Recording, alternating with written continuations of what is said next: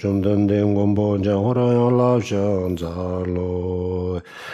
刚刚录制的你正着你的南大老师为今年东跟就像是学你记得个老王。刚到这边做了马路门东等会儿就是为着做个老我就到这样了就这样的。这点接着你莫你弄了接着中咋讲马路门在等会儿那个今年中着啥子。多年到这三金的中有的你做这这头个这当人年间去。道路门在人家伙要烂的马拉巴扎那的马拉巴扎那的马拉巴扎那的马拉巴扎马拉巴扎那的马拉巴扎那的马拉巴扎那的马拉巴扎那的最近接近接了我在这街道路的门把老山挂当当就上了东巴罗珠不别那瓦记得说了了解进步做的你没想说的没能进步俺家把个人当俺咱都什么都东巴的街将老上茶路好各位法师各位道友大家下午好 Good afternoon to everyone. 我们现在开始讲今天下午的课讲课之前请大家发菩提心 We are going to now begin with this afternoon's teaching, and before we do so, please everyone make an aspiration of bodhicitta. 那么菩提心呢我们今天早上给大家简单介绍过了我们不需要再重复我们简单的说我们发愿我为了让天下所有的众生成佛为了达到这个目标首先我自己要成佛我为了成佛今天学习修心这样子发愿这个叫做菩提心So we talked about this morning what it is that we mean by bodhicitta, so there's no need for us to go over this. Just in a nutshell, bodhicitta is the aspiration or the vow to assist all other beings in attaining Buddhahood, and in order to achieve this purpose, determining to attain Buddhahood first for oneself. And it is with this purpose and motivation in mind that we study and practice the Dharma. This, in a nutshell, is the aspiration of bodhicitta. 好，那么我们今天上午给大家介绍了这个寂止的修法。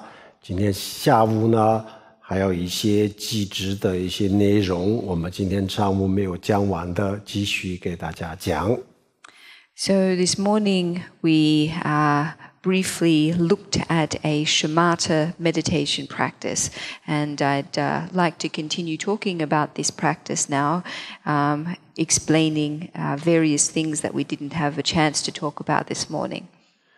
我们今天上午讲的这个禅修的方法就是看释迦牟尼佛的像然后通过这个看佛像然后就修这个禅修 So the method that we introduced this morning was keeping our gaze concentrated on a Buddha image and in so doing cultivating meditative concentration. 因为我们在现实生活当中我们每一个人的心是非常的浮躁静不下来要静下来1分钟都非常非常的难所以我们的心总是想找到一个可以去看的可以去抓的地方可以去执着的地方所以我们先就让他去看这个佛像让他就专注于这个佛像这样子的话稍微比较容易静得下来 In our everyday lives, our minds are usually in a very restless state. They're so restless that even to calm them down for a period of 1 minute is difficult. So because our minds are habitually looking for something to focus on or grasp onto, what we do with this meditation method is first let our minds focus on a Buddha image, and in so doing it's easy for them to be brought into a state of calmness. 然后我们特别的去专注佛的心间，也就是说我们全神贯注的去专注佛像的这个心间或者是美间那这个时候呢，我们就过去的去思考过去，思考未来，思考现在的这些念头，全部放下，也就是说不要有任何的念头，心非常的平静的达到一个非常的平静的状态。So by focusing our gaze, focusing our concentration on the point at the Buddha's heart or the point between his eyebrows, it is possible for us to cease our thoughts about the past, the future and the present, and to rest in a state of great stillness. 我们的心我们讲的心是什么呢？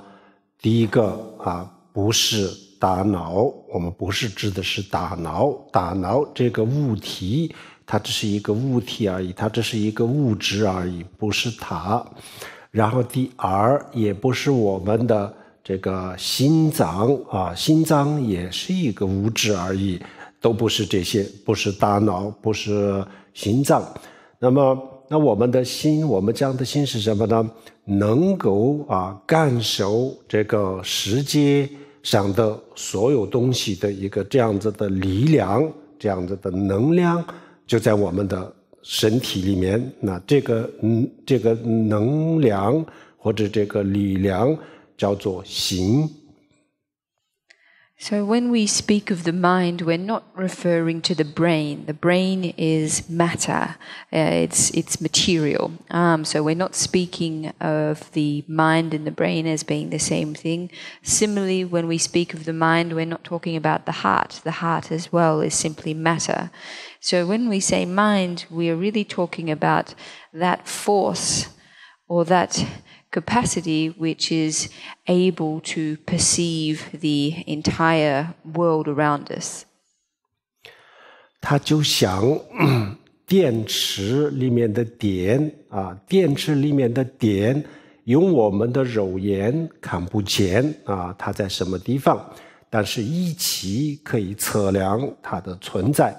同样的，比如说用我们的肉眼或者是 X 光之类的东西来看我们的身体，或者是医生的这个手术刀下面看不到我们的这个心但是呢，我们自己感觉到我们就是有一个这样子的能量。So our mind is like the power inside a battery. We can't see this power with our naked eyes. However, it's possible for us to verify its presence. We can test a battery to see whether it has power or not. Similarly, our mind is not something that can be revealed with an X-ray machine or something that can be exposed by the surgeon's knife. How the presence of our mind is something that we can directly experience for ourselves. 电依赖电池存在但是呢，电和电池不是一个东西，因为没有电也可以有电池。So, whilst power relies on a battery in order to exist, it's not the same thing as a battery. The reason being that it is possible for the power to be separate from the battery. 那我们讲的心就是一个这样子的这个力量，叫做心。那么这个心，它实际上是非常的简单，就我们自己的这个心，它可以感受它可以感受到它自己的存在，就不需要其他的仪器，不需要其他的逻辑来推理它的存在。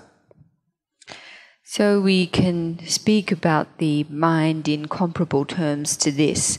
The mind is something that we don't need any additional thing or process of logical reasoning to establish its existence. It's possible for itself to directly experience its existence.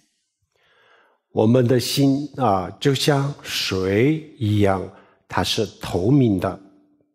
So our mind is like water, it's translucent. 然后如果我们不去动它不去打扰它的话，它可以达到一个非常非常平静的状态，也就是像水我们不去动它，它可以在湖里面或者是在任何一个容器里面可以很平静，非常的平静。So our mind, if we don't disturb it, is able to achieve a state of great stillness, just as water in a lake or water in any kind of vessel, if it is not disturbed, then it can rest in a very still a state of stillness too. 然后如果有东西来动它，比如说刮风或者是容器的动摇，那就水也就开始震动，或者是在大海上有风有大风的时候，就是波涛汹涌也就是非常的厉害的。那我们的心也是这样，如果有人去动它，有的时候动的时候呢，然后它也可以发展到一个非常严重的地步。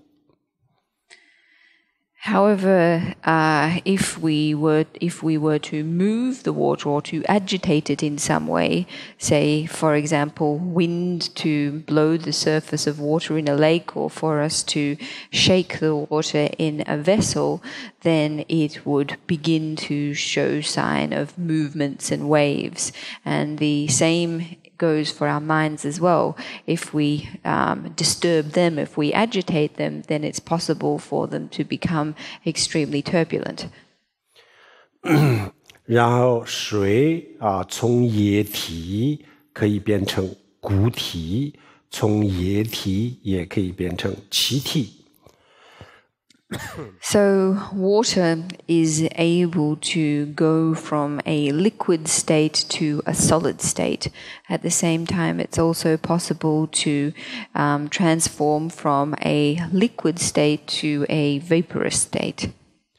同样的，我们的心从无色、无心、无色的状态变成有心有色。比如说，我们做梦的时候，我们看到的形形色色的世界，实际上就是我们的心的投影，是它创造的世界。And the same goes for our minds. It's possible for them to go from our mind to go from a formless state to taking on one of form. So, for example, during our dreams at night, all that the forms that we perceive in our dream states are actually nothing but the projections of our mind. 然后我们的心从现在我们的心也可以，比如说像液体可以变成这个气体，蒸发为气体一样，我们的心也就可以从我们现在现实生活当中的有思维、有判断能力的这个心，也可以变成一个非常非常宁静非常安静这样子的状态。And just as water is able to to transform from a liquid state to a vapor state, it's possible for our minds to move from a state of analytical and investigative activity to a state of stillness and calmness. 从佛教的角度看，心也是一种物质啊。这个世界上物质有很多很多种物质，我们认为物质就是像石头、砖头这样子，这种想法是错误的。物质有很多不同形式的物质，所以我们的心也就是物质当中的一部分。So in Buddhism, we still regard our minds as being a kind of matter, just a different kind of matter to that which we usually understand matter to being. In fact, matter incorporates a great range of different kinds of matter. So simply understanding matter to be things like stone and wood, etc., is not a complete understanding. 所以我们要控制自己的心，如果能够控制自己的心，等于就是控制了整个的世界，对我们自己而言。So, in respect of ourselves, being able to control our own minds is the equivalent of being able to control our entire universe. 如果我们的心，内在的心失控了那这样子的话，我们的家庭、工作，甚至是整个的世界都是混乱，都变成混乱的状态。If we lose control of our minds, then everything in our life, our family life, our working life, etc., becomes chaotic. 所以我们自己的内心的训练比任何一个训练包括身体的训练，比任何一个训练更重要。So for this reason, training our minds is actually the most important kind of training that we can do, even more important than training our physical bodies. 实际上，一个人的一生过得幸福和不幸福，都是以我们的心来决定。In actual fact, whether or not we live a life that is happy is determined by our minds. 一个人的人生过得有意义和没有任何的意义，也就是以我们的这个心来决定。And so to whether we live lives that are meaningful or not is also determined by our mind. 很长时间人类就是非常非常的着重物质，然后就是没有太多的去关注人的内心这样子以后呢，我们现代人的这个每一个人的内心很多，不能说每一个人，很多人的内心非常的不健康。For a very long period of time, humans have been fixated on material things and have not paid a lot of attention to the state of their minds. So this has resulted in a situation where the minds of many people are very unhealthy. 如果我们人的心我们人心当中，比如说缺少了比如说像慈悲心、爱心这样子的东西，只要缺少了一个这样子的一个因素，那整个世界都慢慢的变成非常非常的冷漠。Even the lack of one quality that we need in our minds, such as compassion or loving kindness, just lacking one of these can result in our entire world becoming extremely cold. 就像我们的人的身体里面的某一个化学的成分发生了变化，就会导致整个人的身体的变化一样。So this is exactly the same as the way that just one chemical reaction inside one's body can influence our entire physical system. 所以我们忽略了自己的内心的这个提升或者是忽略内心的训练这个其实是一个很大的错误。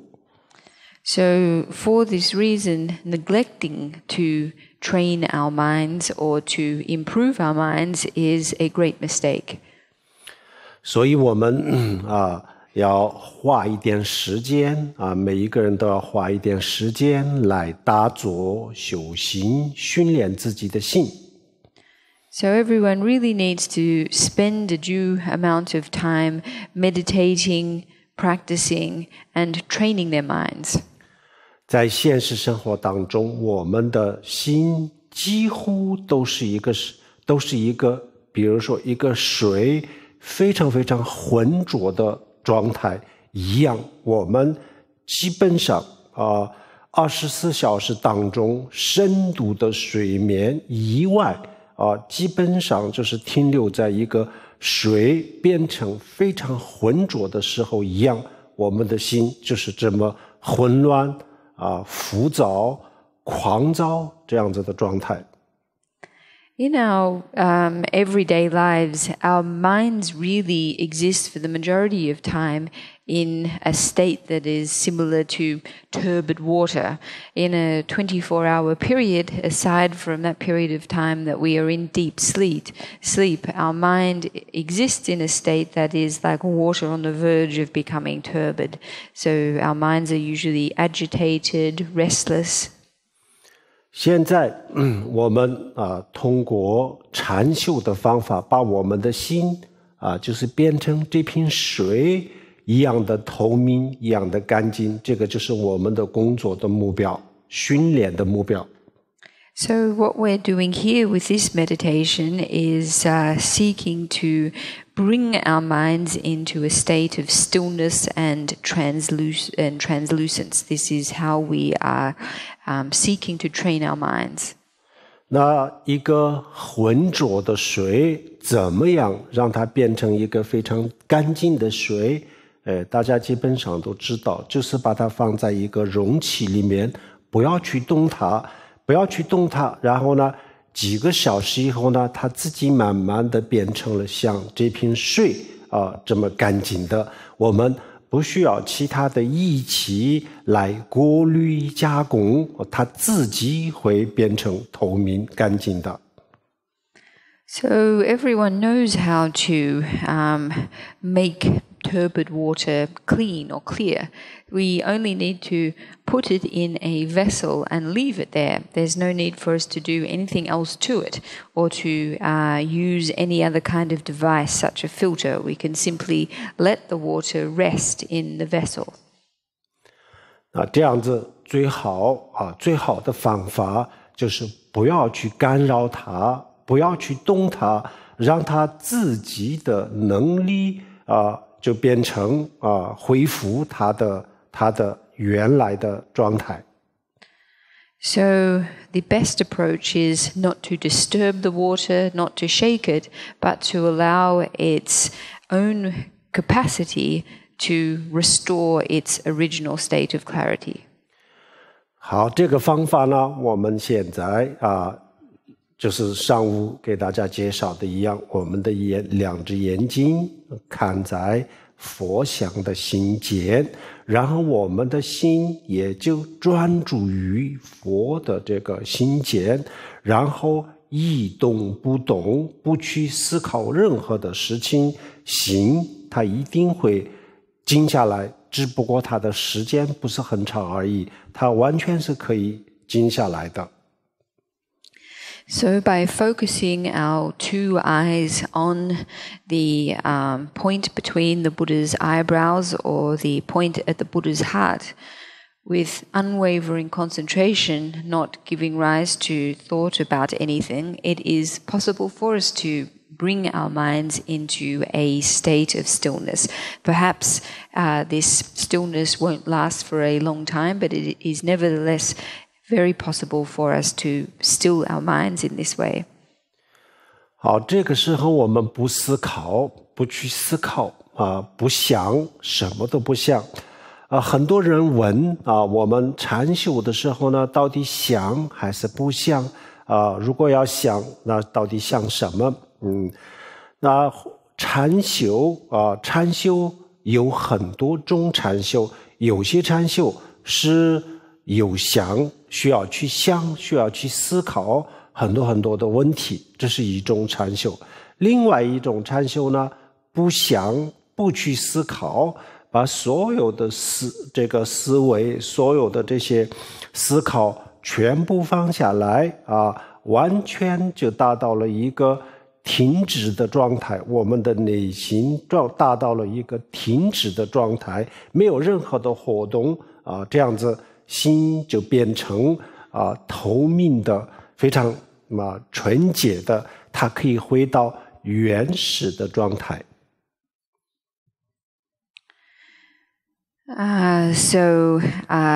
Many people wonder then, when we are resting in this state, what should we be thinking? What should we be thinking about? And in this particular meditation, when we are resting, we are not thinking about anything. There are, of course, different kinds of meditation. There are kinds of discursive meditation in which we do a lot of thinking. We do a lot of contemplation. This kind of meditation requires a lot of thought activity. There is another type of meditation, however, where we abandon all kinds of thought and analytical activity and bring ourselves into a state of stillness, a state of non-activity. And in so doing, it's possible for us to bring our minds into a state of clearness, purity, to restore them to their primordial state. 这个时候的我们的内心的状态我们自己是非常非常清楚的感受，能够感受得到。但是如果让我们用语言表达出来描述的话，那没有办法准确的描述。So this state of stillness and clarity is one that we are able to clearly and directly experience, but it is one that is difficult for us to convey accurately through language. 没有上下，没有左右，没有内外，可以达到一个这样子的这个状态。但是呢我们自己这个没有上下，没有内外，没有这个左右这样子的状态是可以非常清楚的感受得到。但是呢，所感受到的这个状态呢它就是一个我们的语言是不太好形容的一个状态。So this state of no up, no down, no left, no right, no outside, no inside. This is one that can be experienced by us, but it is not one that's really able to be conveyed clearly through words.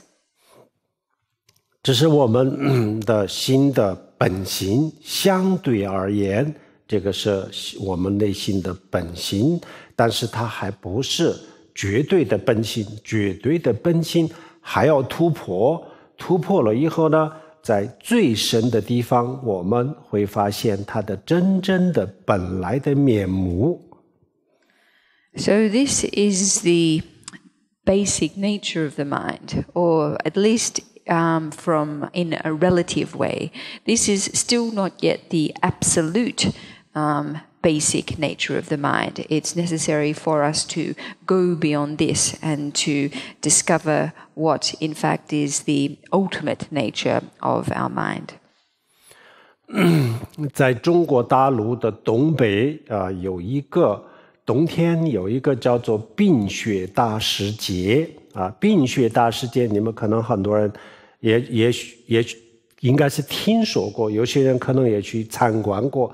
冰雪大世节是什么呢？就是因为冬天中国北方很冷的，所以呢这个就是这个水很快的时间当中就变成了冰，然后就是一个冰的雕塑，冰可以做成建筑物，可以做成人，可以做成车子等等然后又通过各种的这个五颜六色的灯光，然后呢，它就变成一个整个的城市一样，非常非常的漂亮。In the far northeast of China, every year there is an ice lantern festival. Perhaps many of you have heard of this, and some perhaps have even visited it.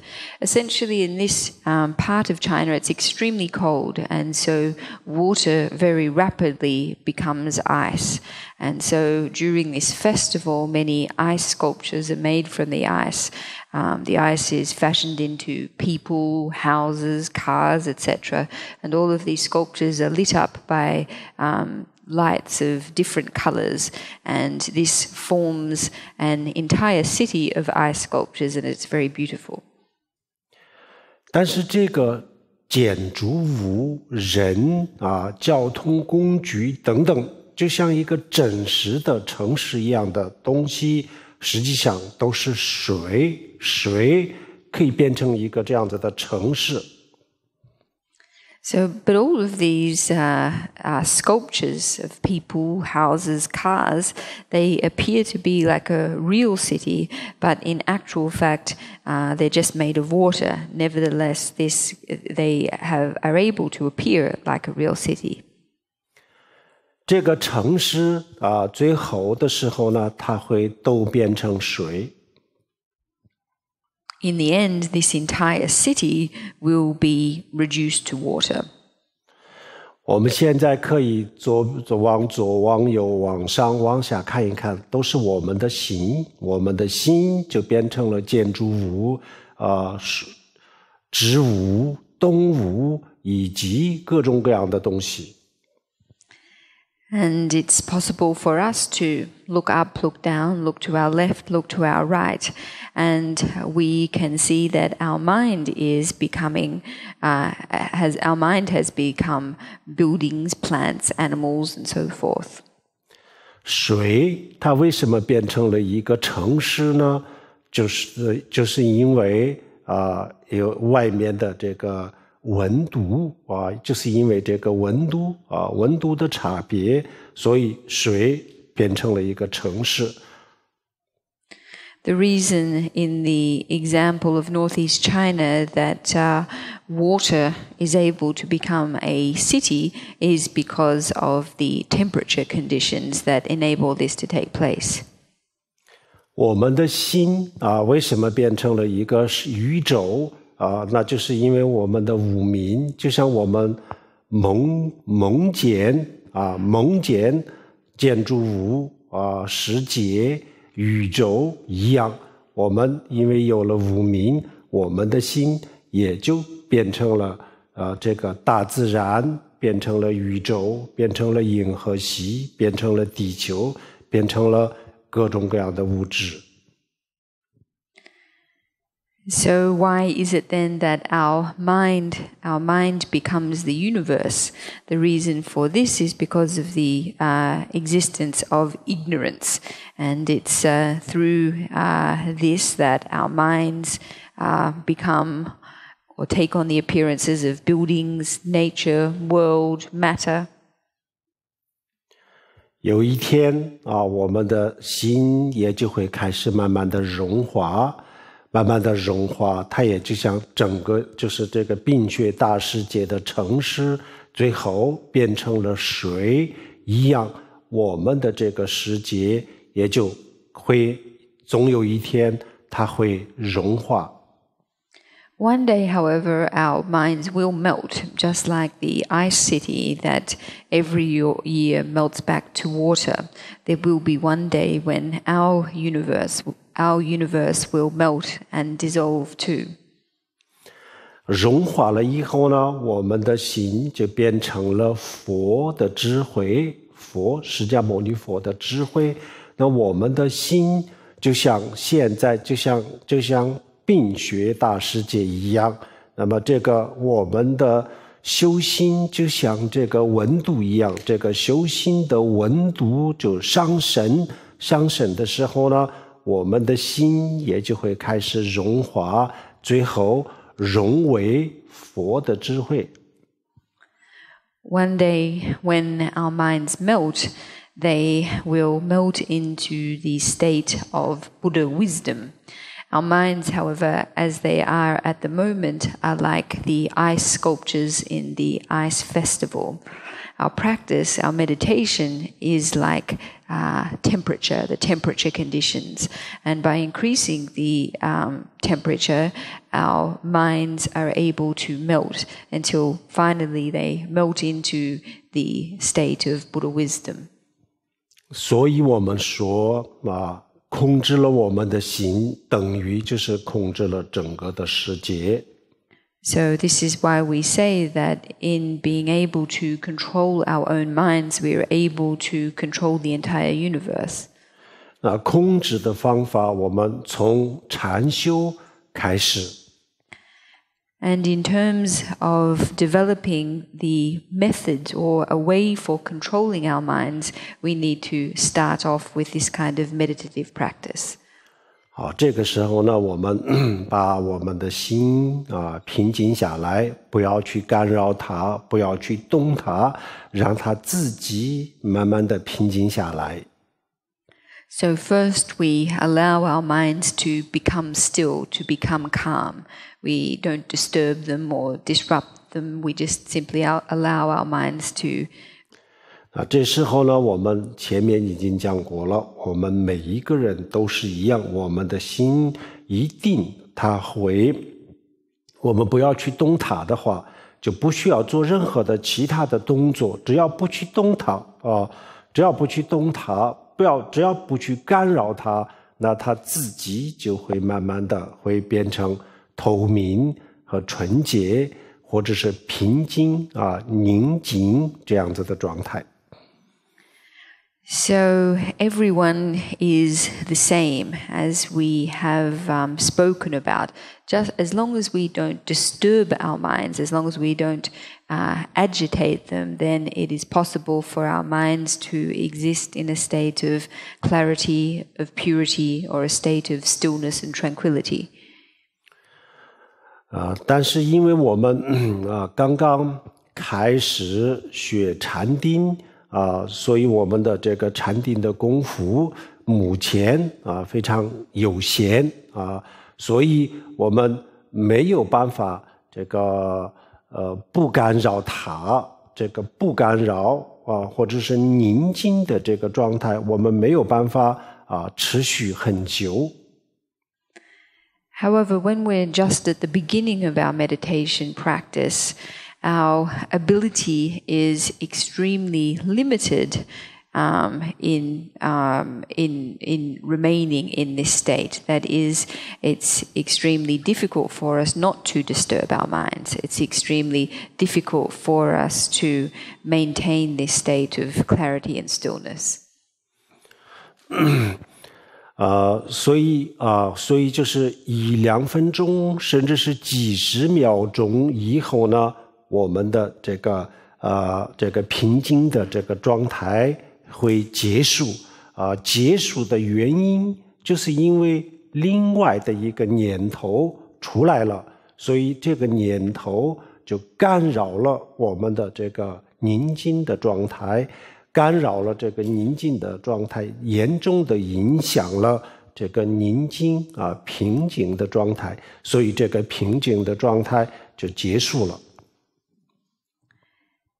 To begin with, in fact, we may only be able to sustain this state for 1 or 2 minutes, or even for a matter of several seconds. Within this short period of time, after this short period of time, our state of tranquility will be over, it will be finished. And the reason for this is the arising of a new thought, and it's the arising of this new thought that disturbs the state of tranquility. It seriously impacts on it. 然后我们就是因为有了一个念头，把这个宁静的状态结束的时候呢，我们一定要及时的发觉，及时的发觉。如果我们不知道了，那这样子这个各种各样的念头会继续的那然后呢，这个各种各样的念头继续的时候，我们感觉不到，我们以为在打坐，但是呢，有太多的杂念，这样子以后就10分钟、20分钟、5、6分钟，在这个当中会浪费的。When a new thought arises and brings to an end our state of tranquility, it's important that we immediately notice that this has taken place. Otherwise, if we don't notice immediately, we could go on for another 5 or 6 or even 10 minutes thinking that we're still meditating, but in actual fact, we're just wasting our time. 然后这个时候呢，我们发觉了以后呢，然后立即就要调整，立即就把刚刚诞生的这个念头也让它回归，也不要来干扰这个宁静的状态，也让它慢慢的消失，让它慢慢的这个回归到这个宁静的状态当中，不要让它继续。So when we immediately notice the arising of a new thought, we need to prevent it from continuing to impact our state of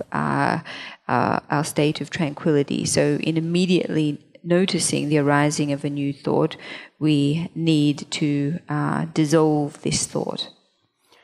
好，这个就是一个比较具体的方法，还有很多具体的方法呢。因为我们今天时间的关系就其他的不讲，因为还有一个我们前2天在其他地方也详细的介绍过这个很多的具体的方法。那么这个也是有英语的翻译如果我们就听不懂那个藏语或者汉语的人呢，可以继续看这个，可以看这个视频来学习。So, in terms of the specifics of specific steps and specific instructions regarding this meditation method, we on a previous occasion I gave a fuller teaching on this meditation method. It's available in English translation for those of you who don't understand Chinese or Tibetan. 然后能够听汉语的呢，也可以直接上网看这个上慧灯之光的网，这个上面有这方面的音频、视频，还有电子版的书，这些资料都是比较全面的。For those of you who understand Chinese, you can go directly online, and there are a lot of my teachings available in video format as well as in audio format and downloadable books as well. 好，然后我们继续介绍这个智慧方面的禅定和这个智慧，我们空心证悟空心的智慧的方面给大家这方面给大家介绍一下一些比较具体的手法。So what I'd like to go on now with is introducing to you a concrete meditation method for increasing our wisdom or for realizing emptiness. 因为禅修的部分呢，我们刚刚提到了，因为我们前2天讲过了，所以大家可以通过这个网络学习所以我们就禅修方面呢不再讲，我们继续讲其他的，就是讲这个空心方面的。And the reason that I'm going on to this now is because a couple of days we covered shamatha meditation in more detail. So I'd like to go on now to talking about emptiness meditation. 那证悟空心的作用证悟空心的作用是什么呢？如果我们真正能够证悟空心的话，那就是因为这个空心的证悟空心的智慧可以解决我们内心当中的所有这些负面的情绪，以及这些情绪导致的痛苦。So what is the function, or what is the use of realizing emptiness? Well, if we are able to properly realize emptiness, then the wisdom that is generated thereby is able to completely address, completely eliminate all of our negative mental states and the suffering they generate. 好，然后我们修这个空心呢，可以在这个禅定的基础上继续修，最好就是在这个禅定的基础上继续修空心。So, emptiness meditation, we can practice on a foundation of shamatha practice. So, in fact, it's best if we practice this way upon our foundation in shamatha practice. 然后这个禅定的基础上继续修的话应该怎么修呢？我们刚才讲了，我们的心就是变成了一个，就达到了一个非常宁静的这个状态的时候呢，然后我们进一步的去了解这个宁静的状态，它到底是什么。So when we say to practice emptiness meditation on a foundation of shamatha meditation, what we are really speaking about here is continuing our meditation practice after we have reached a state of clarity and stillness. And when we have done this, we go one step further into understanding the nature of this stillness. 如果我们一个人有一个真实的本质或者是本心这样子的话，那应该是在我们的内心的最深的地方。If a person has a basic nature or a fundamental nature to their mind, then this would presumably be at the innermost layer of their mind. 因为除了它以外，其他的我们内心或者是我们的这个身体的里外的所有的东西都不是本心。The reason for this being that aside from everything else about ourselves, our various external layers of our bodies, minds, etc., are not our basic fundamental nature. 都不能说他们是本心，因为它不具备本心这两个字的含义。We can't call these other aspects of ourself our basic or fundamental nature because they don't fulfill the requirements of this term. 就像在这个物质世界里面就在物质世界里面，我们看到的这些物质这个宏观世界，它根本就不是物质的本性。如果物质有一个本性的话，那应该是在微观世界当中，而不在宏观世界当中。So it's just like in the material world around us, all that we see in the macrocosm of the earth, everything that we see here is not the basic nature of these things. If we were going to look for their basic nature, presumably we would need to look to the microcosm. 因为宏观世界是微观世界的产物也就是说，这个宏观世界是微观世界所导致的一种错觉，所以它不是本性，它也没有本心本质这两个字的含义。Because the macrocosm, in fact, is a mistaken, or what we see as the macrocosm is a mistaken perception or a confused perception of the microcosm, the macrocosm itself doesn't fulfill the requirements of basic nature. 所以我们就到这个内心的最深的地方去寻找它的本心是对的。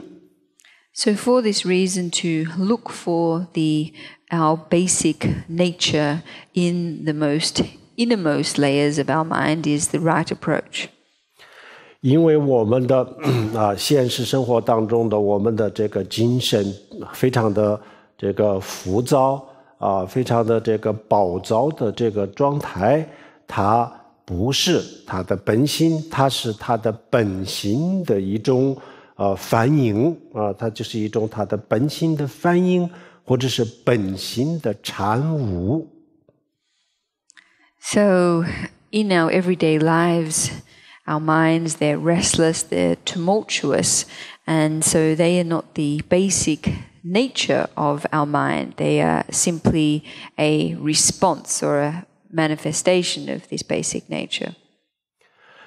那么如果它的本心在我们的内心的深处的话，那我们修禅定的时候呢，我们已经达到了这个本心，离这个本心比较近的地方。So, assuming that our basic nature is to be found in the deepest or most innermost layer of our mind, in achieving samadhi, we have already come relatively close to this deepest layer. 我们的心达到了一个这样子的平静的状态的时候呢，如果我们能够再往前走一步再往前突破一步的话，就可以达到这个可以接触到它的真正的原始的状态，也就是禅宗讲的这个明心见性。So in this state of stillness and calmness, if we are able to go one step further, to go one step beyond this state, it would be possible for us to directly experience the original state of our mind, what is referred to in the Chan tradition as self-nature. 这些都是理论最需要的就是实践或者是方法，需要有一个方法，我们依靠什么方法往前再走一步这个就是最需要了解的。So all of this is theory. What we need most of all is practice or a method. So what method or practice should we rely on to make this one step further? 走到这个地步的时候呢，我们很多人就感觉到很无奈、很无助，不知道再往上怎么走。When many people reach this place, they find themselves really not knowing what to do. How should they go further? 因为我们禅定，我们修了，也许花了很长很长的时间然后呢这个平静的状态非常宁静的状态已经达到了但是达到了又怎么样呢？然后它的结果又是什么呢？它会给我们带来什么呢？其实没有发现什么，所以这个时候就我们很多人不知道再往前怎么样走。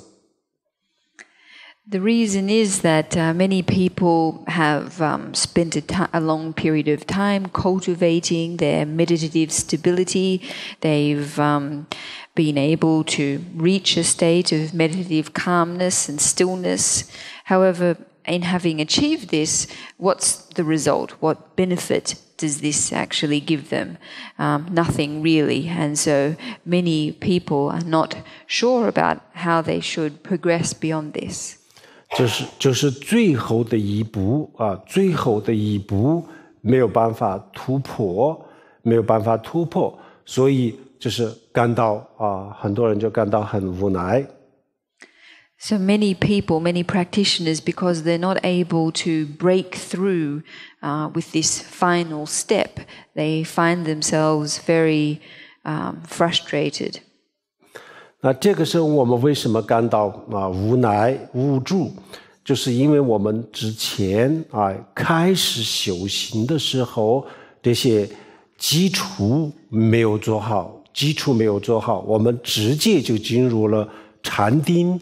所以禅定现在修得比较好，但是呢，禅定修到比较高层次的时候呢，然后我们永远都停留在这个禅定当中，突破不了。那就是因为开始的时候这个基础的一些该做的事情没有做好。And the reason that people find themselves in this frustrated state of not knowing what to do is because, to begin with, they didn't lay the foundations for their practice as they should have. That is, they launched straight into cultivating meditative concentration and were then able to do this quite well. They were able to cultivate quite an advanced state of concentration. But essentially, in having cultivated this state, they have not been able to go beyond this.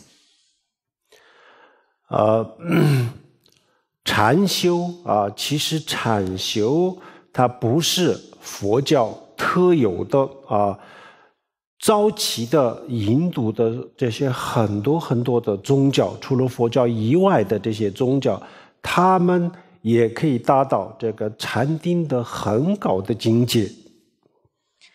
So achieving meditative concentration is not something that is exclusive to the Buddhist teachings.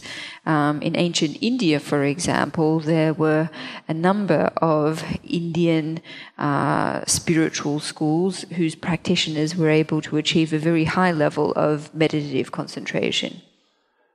但是他们最后就是突破不了这个时间的这个禅定，这个禅定叫做时间的禅定，还不是处时间。它这个禅定不能让我们走出轮回，所以就是最终修的禅定修得很好，但是最终还要回到轮回当中，继续轮转，继续循环。所以还是没有用。However, the end result was that practitioners were not able to move beyond this point. And for this reason, their level of meditative concentration was, or their type of meditative concentration was only worldly or mundane meditative concentration. It was not trans-mundane. That is, their meditative concentration was not able to enable them to go beyond and transcend cyclic existence. So for this reason, despite having reached a very high level of meditative concentration, these practitioners ultimately had to return to cyclic existence again. So we could say that the end result was that their meditative practice was of no use. 就像火箭，通过火箭的力量就把宇宙飞船或者是卫星这个人造卫星可以送到太空的轨道上，但是最后这个火箭它自己就变成了太空的垃圾。So it's rather like a rocket. The power of the rocket is enables the universe to, or the world to be passed through. It enables the 火箭它就变成了太空垃圾，所以最后这个人造宇宙飞船和太空火箭最后要分离，所以这个宇宙飞船呢离开了火箭以后呢，还要继续前进。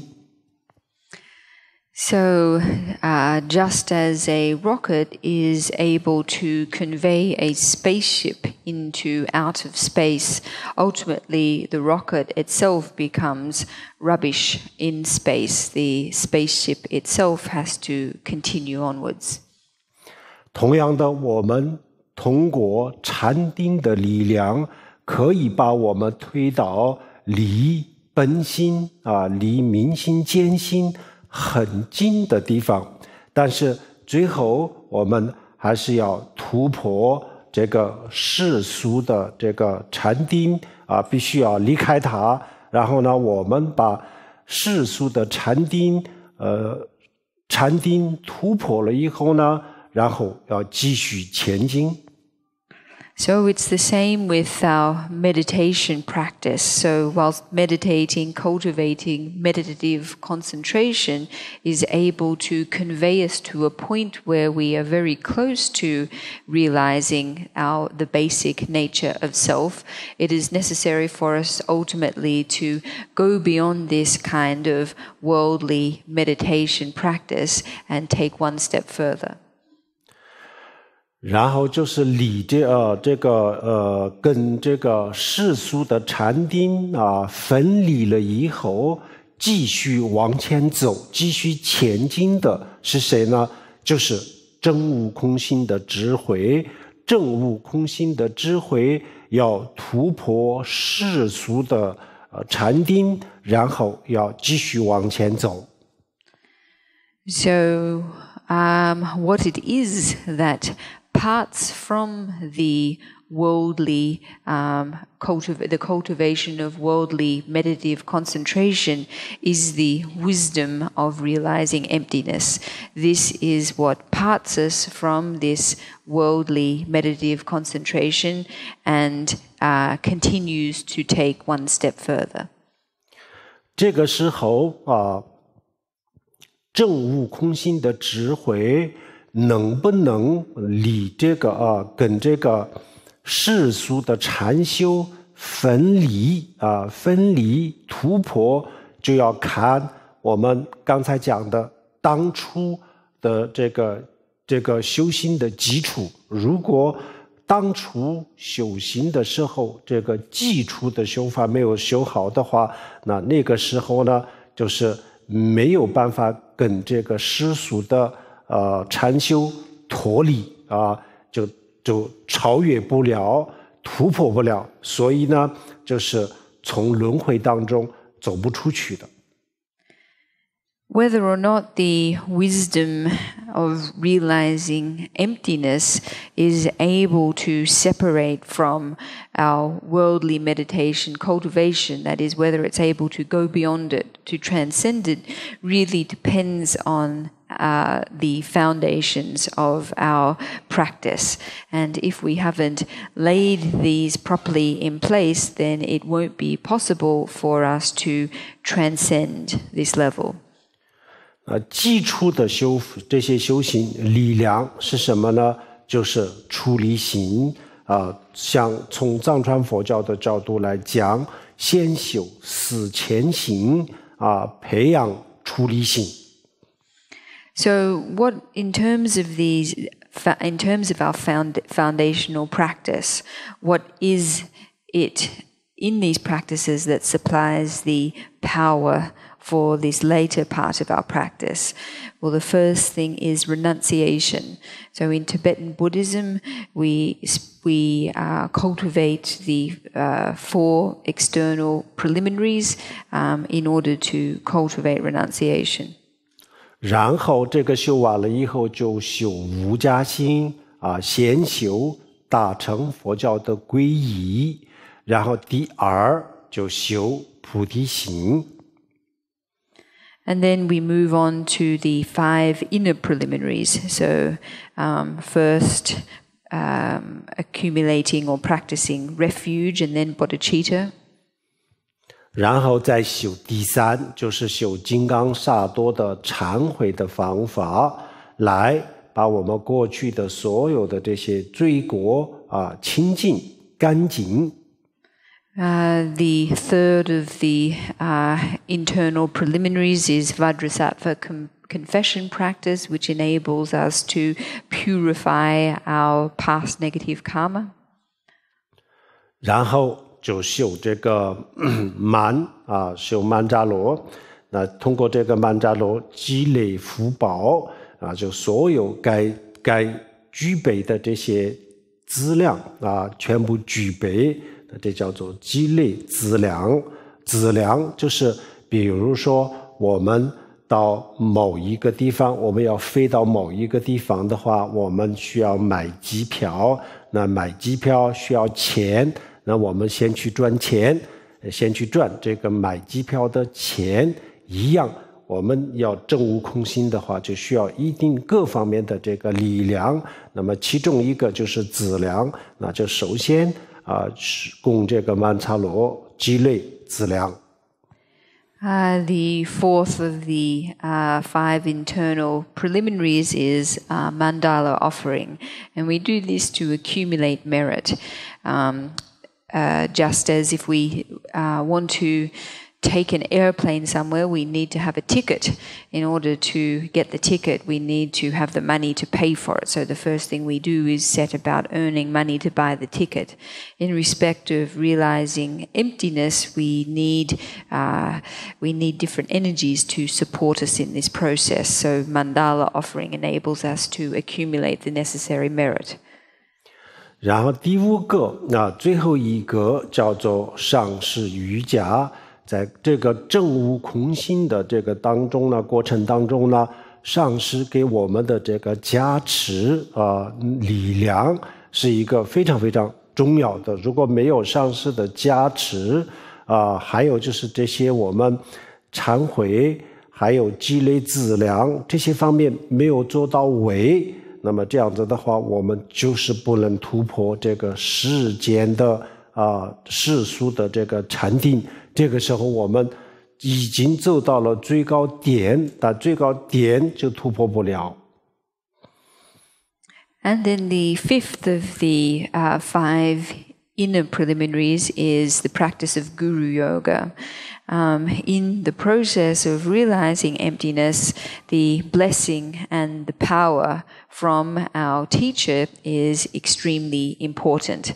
Without this blessing and without the benefit of confession practice and accumulating merit, then it is not possible for us to go beyond, to transcend this level of meditative concentration at a worldly level. 然后这些最基本的这些力量，最基本的条件全部具备了，也就是说我们把四加心和五加心修的都很标准都每一个都修到标准，修到了他自己的要求，那这样子的话，那我们能够突破这个世俗的禅定，就是因为超越世俗禅定的这个力量条件都已经具备了，所以这个时候呢，突破不是很难。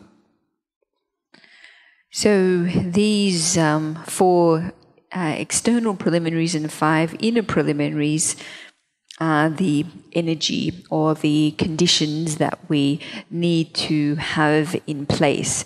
Once we have practiced or cultivated this practice to the appropriate level or to an appropriate standard, then we are then equipped with the capacity to transcend this worldly level of meditative practice. 这个时候呢，我们需要去听一下大圆满的这个具体的引导。或者是如果想学禅宗的话，那就要照禅宗的非常具体的这个指点如果是想学藏传佛教的话，像大圆满、大受音这些到现在为止有很多很多非常好的上师经验非常丰富的这样子的上师还在。那么这个时候呢，我们就找一个这样子的上师，然后就听一下去接受一下这个他的具体的这个指导，具体的引导这样通过这个引导，我们很快就突破了这个实数的禅定。So at this point, what we need to do is to receive instructions on Dzogchen practice, or if we are students of the Chan teaching, we need to receive detailed instructions on Chan meditation. Alternatively, we need to receive or can receive detailed practice instructions on Mahamudra practice. At the moment, there are still a great many masters of the Dzogchen and Mahamudra teachings or traditions still alive. And so at this point we need to receive specific instructions as to how we practice from herein. We need specific guidance from a qualified teacher.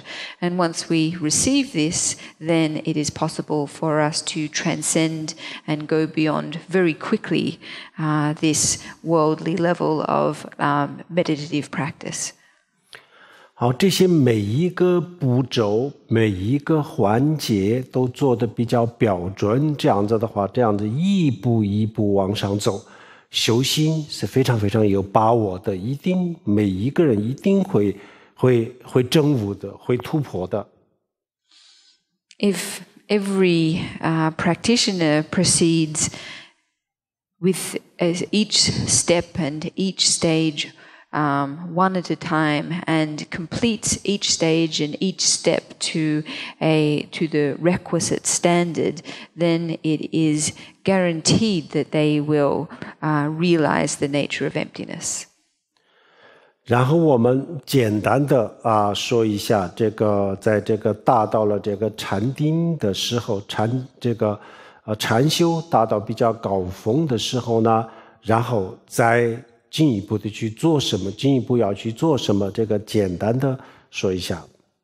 So I'd like to talk briefly and in a simple way about how we proceed after we have reached a state of stillness and calmness in our shamatha meditation.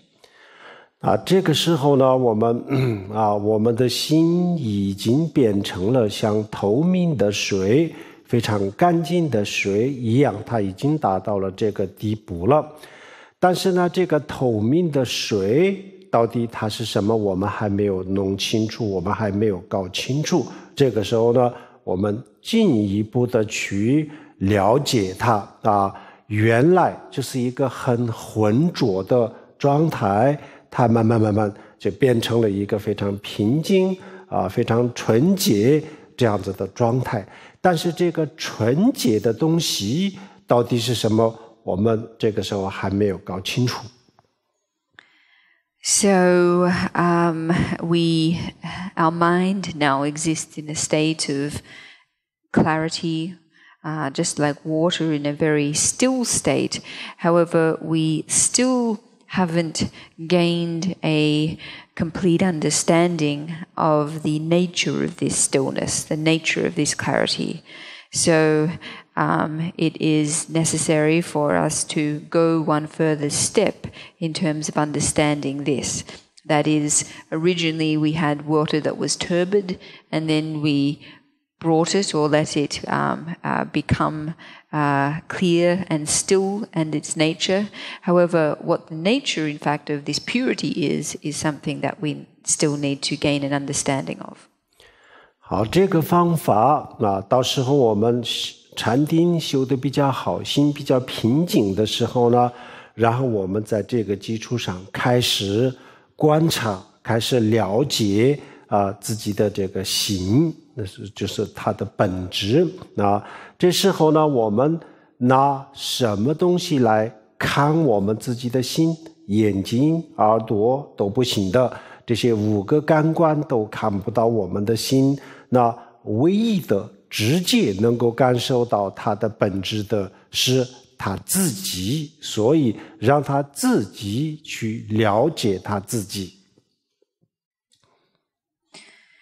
So when we have reached a relatively stable state of stillness through our shamatha practice, then we go one step further in observing the state of this basic nature.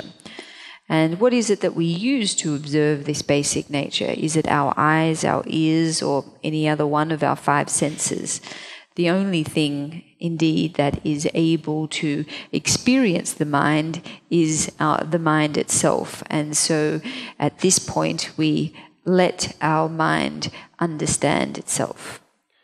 好，这个时候呢，我们的心平时我们的心，我们用我们这颗心来了解外面的这个世界，去感受外面的世界。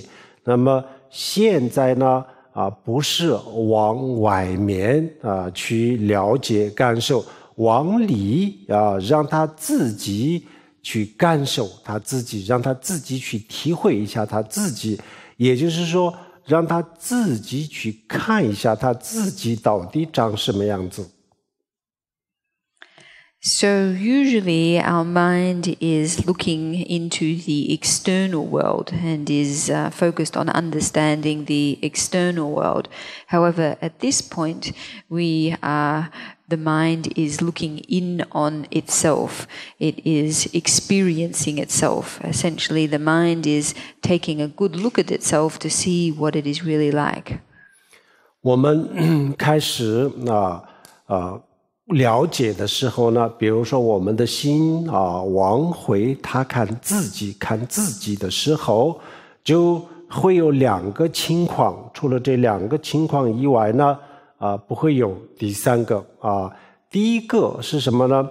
他也许就在一个非常平静的状态当中如不动的停留在一个很平静的状态当中，他会发现这样子，这是一个。要不的话，那他就会发现这个内心当中有很多很多的这个不断的念头就像波涛汹涌的大海一样，有太多的这个念头，就他会发现这两个，除了这两个以外就没有第三个。So when the mind turns to look at itself, there are only two possible things it can discover, or two possible states that it can discover itself in. The first is one of stillness, that the mind, when it turns to look at itself, discovers a state of ongoing stillness. This is one possibility. The other possibility is that when the mind turns to look at itself, it discovers many thoughts arising. It discovers a great deal of movement, rather like the turbulent face of the ocean. Beyond these two possibilities, there is not a third. 不管他发现他在停留的状态，或者是在混乱的状态都没问题。他发现的时候，他感受到的时候呢，那他就第一个，如果是平静的状态的话呢，那他要去了解这个平静的状态是什么样子，进一步的去了解。如果他在有不断的这个杂念都诞生的话，那就看杂念到底是什么，进一步的去了解杂念这个到底是什么样子。So regardless of what state it encounters itself in, it doesn't matter. If the mind discovers itself in a state of stillness, then the mind goes one step further to understand more deeply this state of stillness. If, on the other hand, the mind discovers itself in a state of movement, of great discursive activity, then the mind goes one further step into understanding further this state of discursive activity. 那这样子他去进一步的去了解的时候呢，他会发现什么呢？他会发现不管是就像波涛汹涌的一样的状态也好，或者是就像一个静静的湖面的状态一样的也好，这两个不管是哪一个，他会发现这两个都是虽然是可以感受到一个这样子的这个现象，但是它的本质不是真实的，它的本质都是空性透明空性，他会感受到这两个都是空性，这两个都是不真实的会体会到，这叫做证悟空性。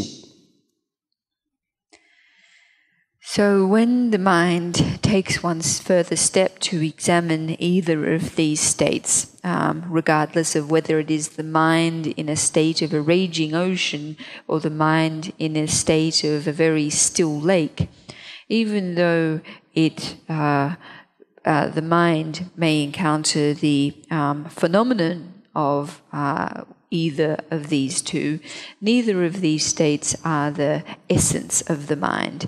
In looking one step further, the mind is able to discover that both of these states are empty of inherent existence, that they are both not ultimately real. And this is what we refer to as the realization of emptiness. 他体会到这个他的心的本性是空性非常非常清楚的体会到他的心的本性是空性那这个体会它不是推理而是自己的经验非常清楚的感受到这两个都是空性这样子的时候呢，我们从这个比较可以说是比较高的层面了解了我们的心的本性。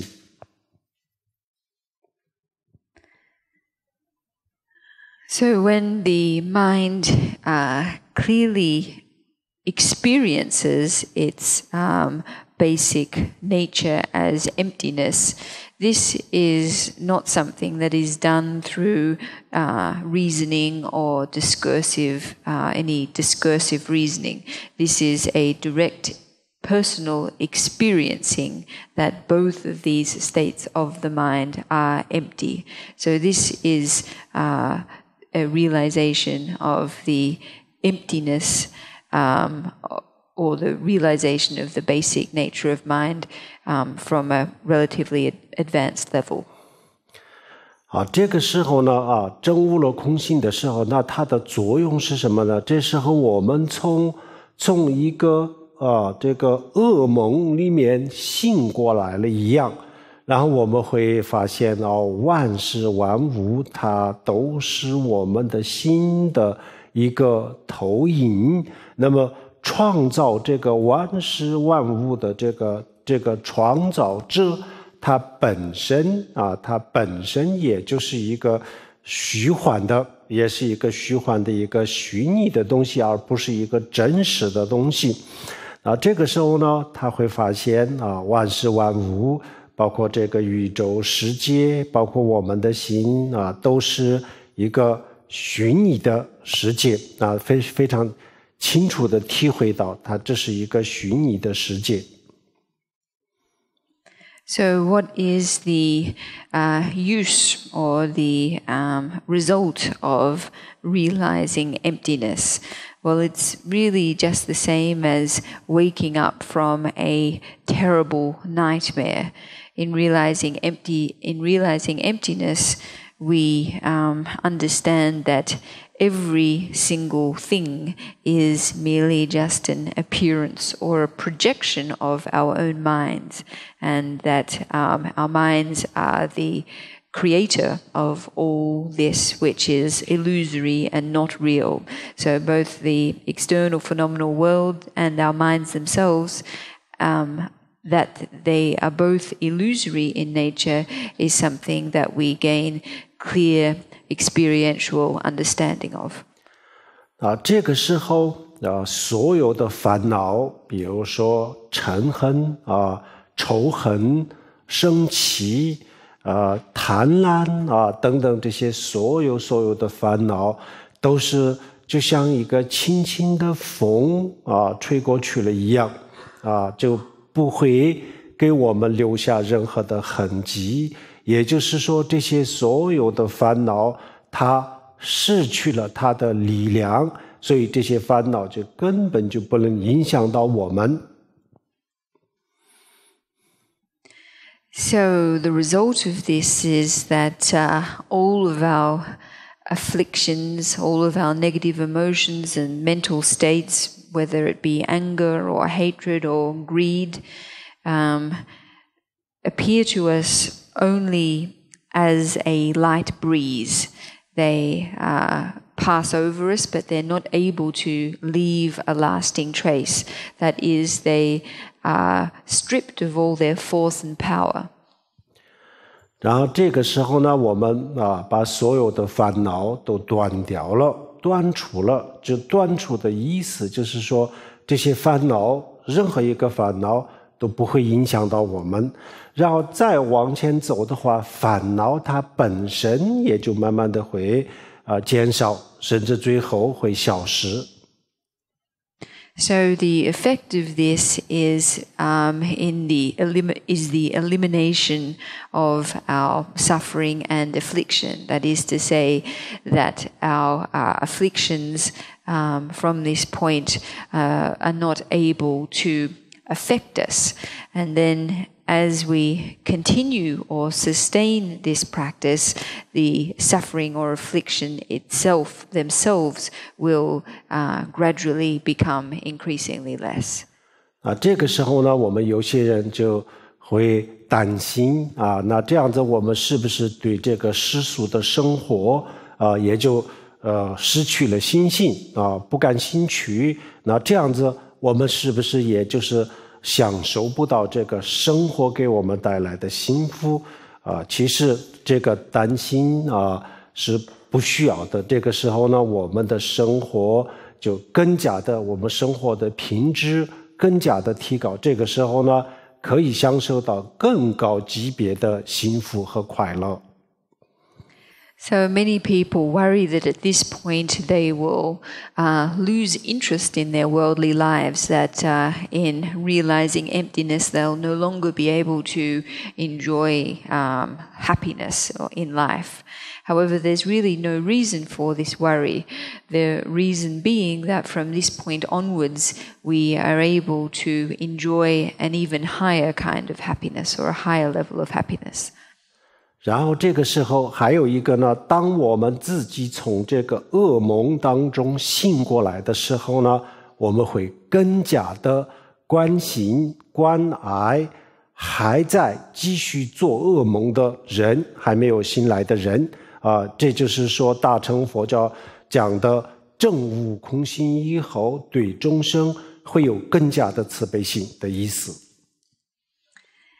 And in addition to this, as we wake up from the nightmare ourselves, we will have increased care and concern for those who are still in the nightmare. That is to say, this is what the Mahayana teachings are referring to when it is said that in realizing emptiness, one will have greater compassion for all other beings. 好，这个我们今天给大家简单的介绍了一下一个禅修的方法和突破这个禅修继续往前走的一个简单的方法。但是我们今天讲的都是一个框架性的比较简单的方法，还要真的要修的话呢，我们还要进一步的去了解，要系统的学习去修行。So what I've taught today is a simple method for cultivating shamatha, as well as a method for going beyond this one step and proceeding further.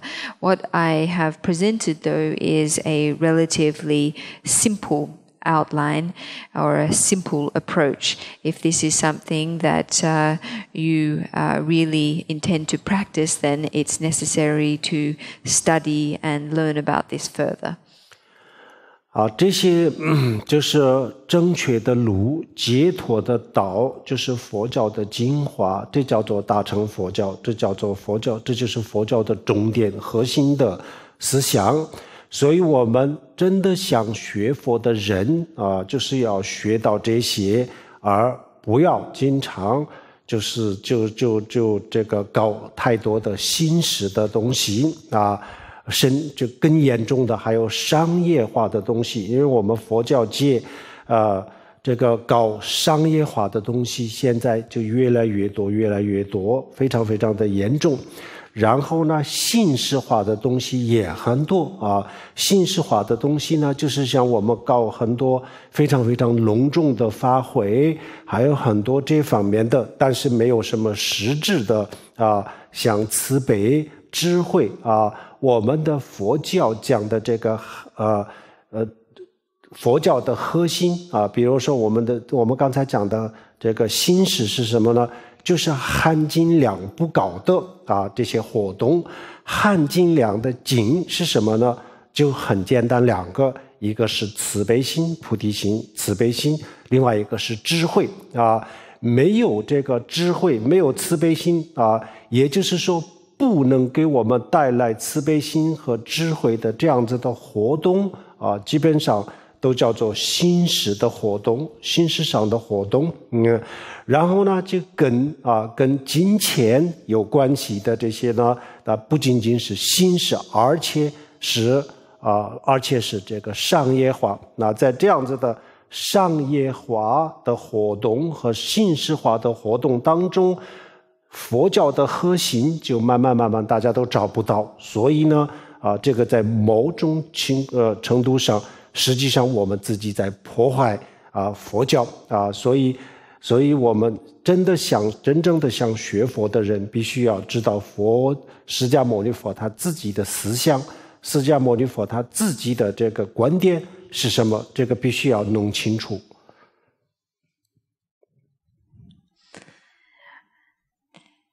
Teachings on the path, teachings about the path of liberation are actually the core of the Buddhist teachings. And those who wish to be real Buddhists really need to study this. So for this reason, it is best if we don't invest too much time in ritualistic and formalistic practices, and certainly not commercialized kinds of Buddhist activities either. So examples would be really over-the-top Dharma assemblies and other activities like this. That is, other activities that don't assist us in increasing our compassion and wisdom, activities that don't help us in this. So these kinds of ritualistic or formulaic or commercialized activities, with an excess of these kinds of things, it becomes increasingly difficult for us to locate the core of the Buddhist teachings. And so we could say by placing an undue emphasis on these things, to some degree we are actually harming the Buddhist tradition. So it's very important for those of us who wish to be Buddhists and wish to practice Buddhism to really gain a proper understanding of Buddhist thought, Buddhist doctrine, what the content of the teachings is. 所以我们所有的佛教的中心、佛教的寺庙以及佛教徒大家一定要重视，一定要高度重视三个字，就是闻思修。就这三个佛教的寺庙必须要有闻思修，然后佛教的这些中心也必须要有闻思修，然后呢，佛教徒个人的生活当中也必须要有闻思修。闻就是听闻佛法，思考佛教讲的这些道理，然后修就是自己的个人的这个训练内心的训练，这三个是不能没有的。如果这三个没有了，那么佛教的寺庙、佛教的中心都失去了真正的意义。So it's very important that Buddhist temples or Dharma centers, and indeed all individual Buddhists, very much prioritize 3 words or 3 activities, and these activities are listening, contemplating, and practicing. These listening, contemplating, and practicing need to be incorporated or provided by temples and Dharma centers, and individual Buddhists in their everyday lives need to incorporate these 3 activities too. So in listening, we're referring to studying and hearing the Buddha's teachings. Contemplating or reflecting is thinking about and contemplating the content of those teachings, and practicing refers to meditation or mind training, internalizing those teachings. Without these 3 things, then Dharma centers and temples lose their purpose and meaning entirely. 那我们怎么样系统的闻思修呢？闻，比如说像我们今天这样子，今天和明天还有前2天这样子的课，有佛教的这样子的课的话，大家要积极参加。我们现在佛教徒有一个比较普遍的一个问题，就是一个这样子的现象，比如说观顶还有就是什么消灾延寿的法会还有火供什么这些参加的人非常非常的多，实际上就是一个功利的心就是我们以为我去参加了这个消灾延寿的法会就可以消我的很多很多的灾，所以我就不需要生病然后就我可以长寿健康等等，就为了达到这么一个目标，然后参加的人就特别的多真正的佛教的课就是佛教传播释迦牟尼佛的真正的智慧，传播释迦牟尼佛的思想这样子的活动就是佛教的课。那这个参加的人非常的少，在哪里都是这样子，所以我们佛教徒的这种观念，我觉得必须要做一个调整否则的话，我们走的路不一定是佛教。So in terms of the first of these activities, listening to the Buddhist teachings, when we have opportunities to attend classes or live teachings, such as the teachings we've had over the past couple of days, we should make the most of these opportunities and attend them. Usually there are a lot of people interested in attending activities like tantric empowerments, Dharma assemblies or rituals oriented to averting misfortune and bad luck, fire pujas and the like. However, the reason that so many people attend is often due to self-interest. That is, they hope that by attending these activities they will achieve good health and be free from illness. And so this results in a situation where the number of activities that involve transmitting the real content of the Buddhist teachings are few, and that these activities are not well attended. So it's really important, I think, that Buddhists need to change or reform their ideas somewhat. Otherwise, the path that we're traveling upon may not end up being a Buddhist path at all. 所以就是希望我们所有的佛教徒，或者是我们今天在座的，在以后的日子里，就在学佛的过程当中我们就要抓住这个终点佛教的终点，这个侧终点不能错。这个错了以后呢，我们以为自己在学佛，学了10年、8年、20年。但是最终我们也不知道我自己所学的结果成果是什么，没有看到什么成果，没有看到什么进步，还就是跟当初是一模一样学了10年20年没有发现任何的进步，那这个是非常遗憾的。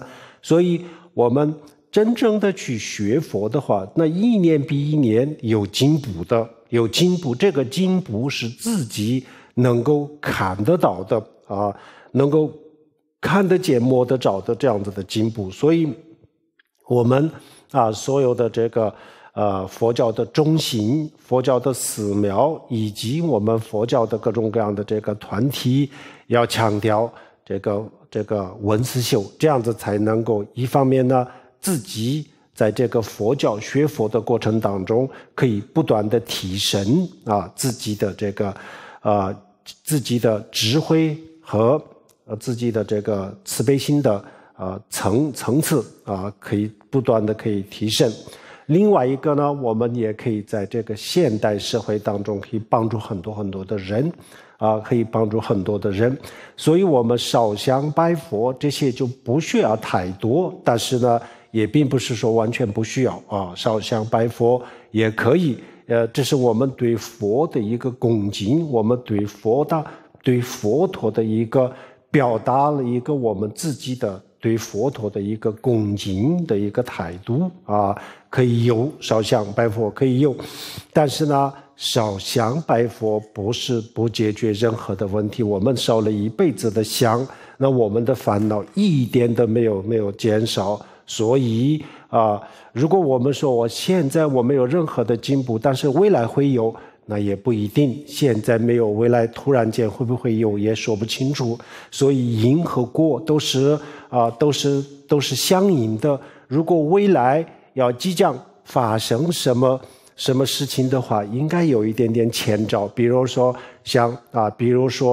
要下雨，那首先天空当中会有乌云，没有云，从蓝天当中怎么下雨同样的，我们也不要等到以后突然间发生什么奇迹这个不太可能。佛教讲因和果，有因才有果，不会有发生什么奇迹。所以呢，我们还是要脚踏实地如果想学佛的话，那就要实实在在，稍微要花一点时间，不需要花太多的时间。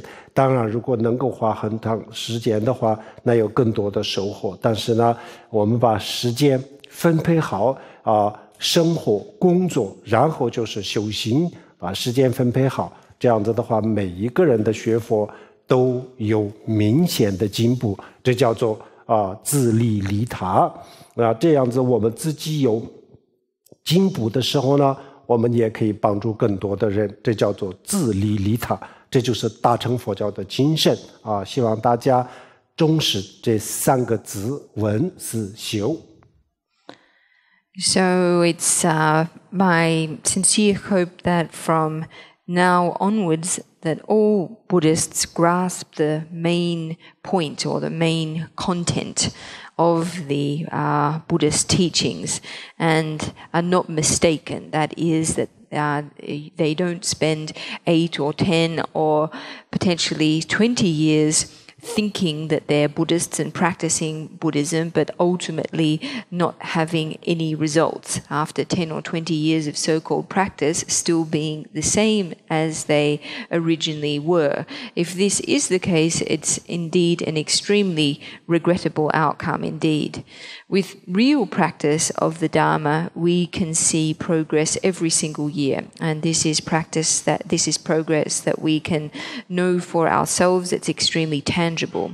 So for this reason, Dharma centers, temples, Buddhist groups, etc., really need to prioritize listening, contemplating and practice, the conditions for all of these 3, so that we all as practitioners continue to have the possibility of increasing in our development, that is increasing in our wisdom and the level of our wisdom and the level of our compassion.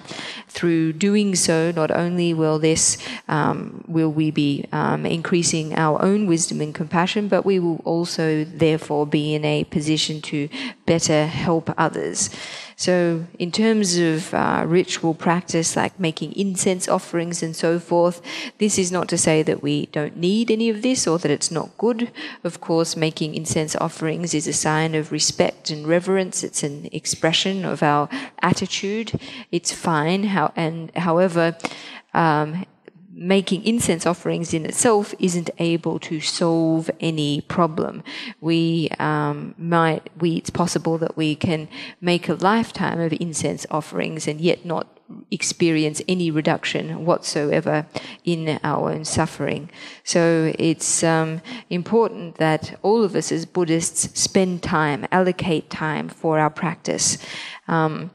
It may not be possible to allocate a tremendous amount of time, yet nevertheless, if we do divide our time properly, we can have enough time for our work, for our life, and for practice as well. So through doing so, not only will we gain clear benefit for ourselves, we'll also be able to assist others. And this is what we refer to as benefiting self and benefiting other. So this is the spirit, in fact, of the Mahayana teachings. So everybody, please do pay due attention to this threefold formula of study, contemplation, and practice. 好，但是我们像这样子面对面学习的机会，参加佛教的这样子的课程，可能也许不多。我们佛教在各个地方，就是消灾延寿、观顶什么长寿这样发财的这个活动很多，但是呢，讲佛教的教义、具体的修行这样子的这个机会可能不是很多。那如果是没有这样机会的话，我们可以通过网络学习，目前有网络学习班，就像这个菩提学会，还有慧灯禅修班这样子的，有一些网络的这个禅修，或者是网络的学习的一些佛教的这个课程。那这些里面呢，也可以学到一些，也可以系统的学到一些佛教的常识，还有佛教的论点，还有佛教的一些具体的修法。如果大家感兴趣的话，也可以参加。那总而言之，我们不管是通过网络学习，或者是通过我们现在这样子的学习也好，不管怎么学习，如果真正的想学佛的话，那必须要有这个闻思修，否则的话是没有办法学佛的。Opportunities for face-to-face teachings, however, might not be so many. It's might be the case due to an excess of festivals and rituals and empowerments and so forth, that the opportunity to attend teachings where the Buddhist view and meditation methods are taught are not so many. If this is the case, it's possible that we can study on the internet.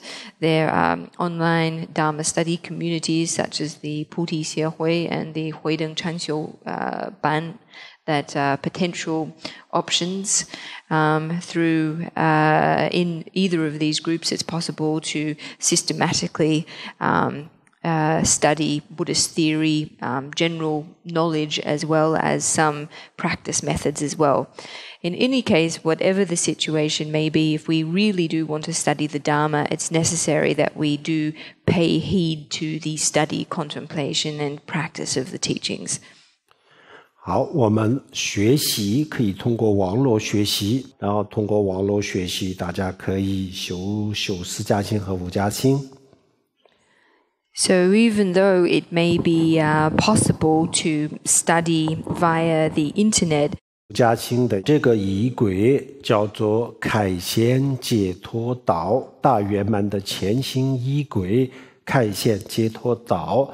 那这个我们修家清的话就念诵这个仪轨，这仪轨很方便也不复杂，内容都是很齐全的一个非常好的仪轨。